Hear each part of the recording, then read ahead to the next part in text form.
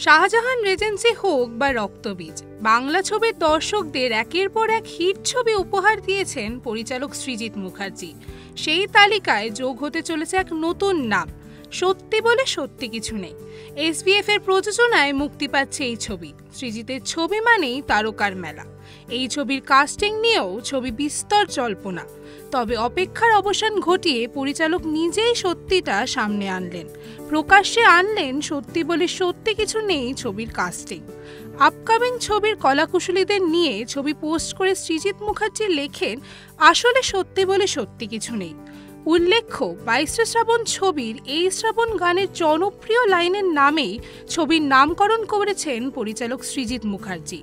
Star caste নিয়ে দর্শকের মনে একটা উত্তেজনা ছিল অনেক দিন ধরে। অনির্বাণ ভট্টাচার্যের জায়গায় যে এবার পরমব্রত থাকছেন সেটা সঠিক প্রমাণিত হলো।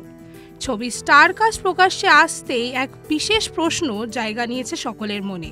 সত্যম ভট্টাচার্যের জায়গায় আদ্রিত রায়ের থাকা যে জল্পনা রয়েছে সেটা এখনো স্পষ্ট নয়। সৃজিতের নতুন ছবি ঘিরে দর্শকদের মধ্যে উত্তেজনার পারদ চড়ছে।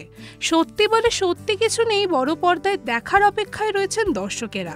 এরকম আরও অনেক ভিডিওস দেখার জন্য নজর রাখুন আমাদের চ্যানেলে এবং পাশে থাকা বেল আইকনটি ক্লিক করতে ভুলবেন না।